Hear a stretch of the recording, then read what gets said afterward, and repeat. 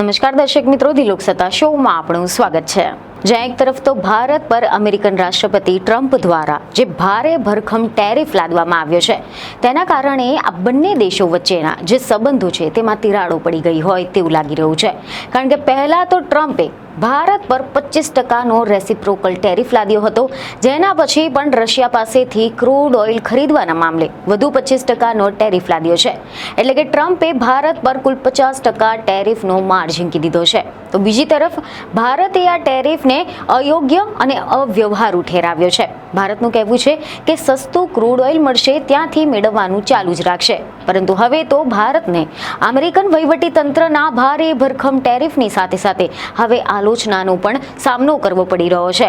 જી હા, અમેરિકા સાથે ચાલી રહેલા ટેરિફના વિવાદની વચ્ચે રાષ્ટ્રપતિ ડોનાલ્ડ ટ્રમ્પના વેપાર સલાહકાર પીટર નવારો ભારતની વિરુદ્ધ સતત એવા નિવેદનો આપી રહ્યા છે કે જેના કારણે ભારતમાં વિવાદ ઊભો થઈ રહ્યો છે.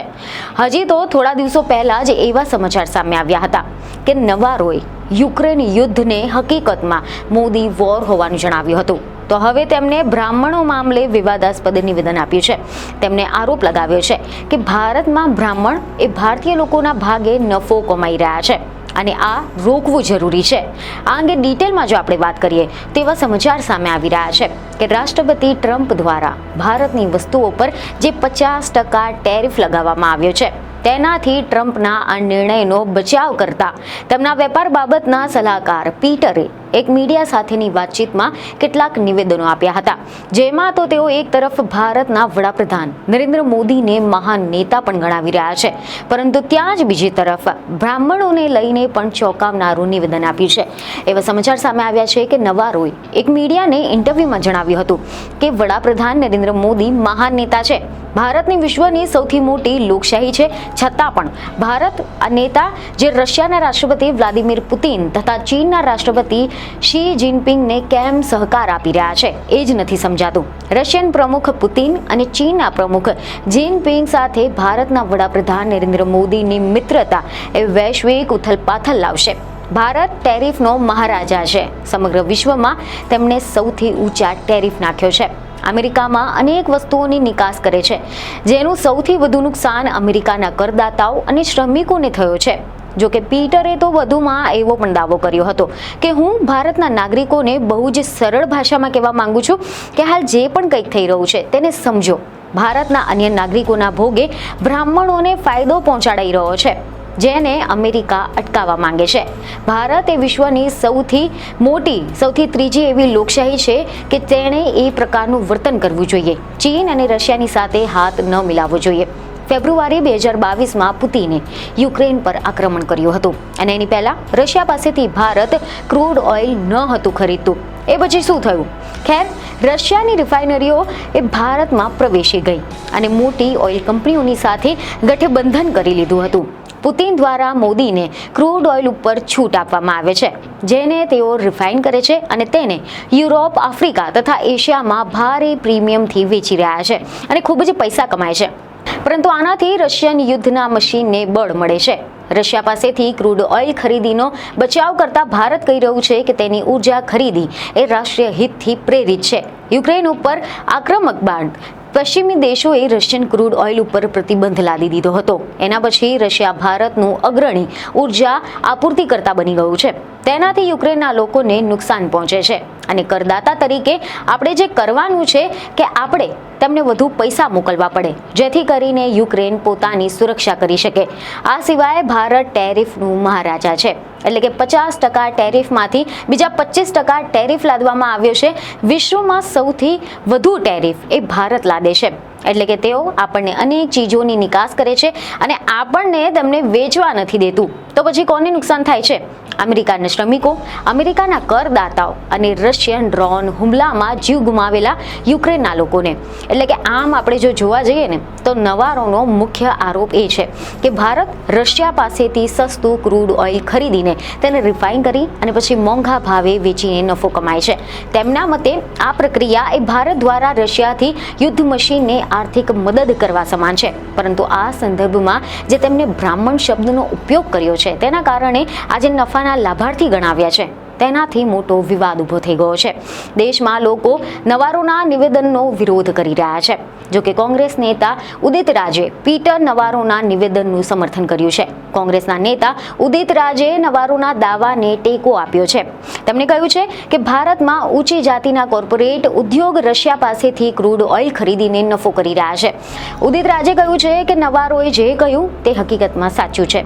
કોંગ્રેસના પૂર્વ સાંસદ ઉદિત રાજે આરોપ લગાવ્યો છે કે દેશમાં ફક્ત ઉચ્ચ જાતિના ઉદ્યોગપતિઓને જ રશિયન તેલ ખરીદવાનો ફાયદો થઈ રહ્યો છે. તેમણે સોશિયલ મીડિયા પર પોસ્ટમાં લખ્યું કે હું પીટરના નિવેદન સાથે સંપૂર્ણપણે સંમત છું. રશિયા પાસેથી તેલ ખરીદવાથી બ્રાહ્મણોને ફાયદો થઈ રહ્યો છે એ વાત સાચી છે કે ભારતમાં કોર્પોરેટ ઉદ્યોગો મોટાભાગના ઉચ્ચ જાતિઓ દ્વારા ચલાવવામાં આવે છે. તેઓ રશિયા પાસેથી તેલ ખરીદે છે અને તેને રિફાઇન કરે છે અને ખૂબ જ ઊંચા ભાવે વેચે છે. સામાન્ય ભારતીયોને આનો કોઈ જ લાભ નથી મળી રહ્યો. પછાત જાતિઓ અને દલિતોને દેશમાં કોર્પોરેટ સ્થાપવા માટે 100 વર્ષ લાગશે. મને નથી લાગતું કે દેશમાં એ પછાત જાતિઓ અને દલિતો વર્ષો જૂના ભેદભાવના કારણે આગામી 100 વર્ષમાં કોર્પોરેટ ગૃહો સ્થાપી શકશે. નવારોની વાત તથ્યપણે હું રીતે સાચી માની રહ્યો છું કે કોઈ પણ તેમની વાતનો ઇનકાર કરી શકે તેમ નથી. તો બીજી તરફ કોંગ્રેસ નેતા પવન ખેરાએ પણ ગઈકાલે એટલે કે સોમવારે પીટરના આ વિવાદાસ્પદ ટિપ્પણીની સામે સખત વાંધો ઉઠાવ્યો હતો. તેમણે કહ્યું કે અમેરિકાએ આવા પાયા વિહોણા નિવેદનો ન કરવા જોઈએ.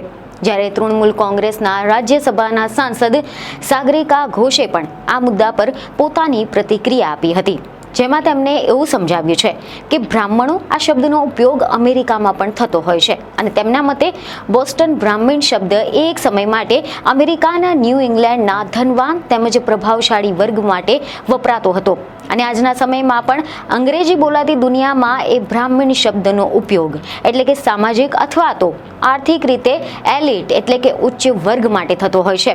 જોકે ઘોષે સોશિયલ મીડિયા પર ફેલાયેલી આ બાબતને અજ્ઞાનતા ગણાવી છે. તેમણે જણાવ્યું છે કે અમેરિકામાં બોસ્ટન બ્રાહ્મણ શબ્દ એક સમયે બહુ જ પ્રચલિત હતો, જે ધનવાન લોકોની માટે વાપરવામાં આવતો હતો. આની સાથે જ પ્રિયંકા ચતુર્વેદીએ પણ કહ્યું છે કે પીટરે ભારતની એક વિશેષ જાતિ અંગે જે કંઈ કહ્યું છે તે શરમજનક છે. અમેરિકન સંદર્ભમાં બ્રાહ્મણ શબ્દનો પ્રયોગ અંગે ઉપદેશ ના આપશો.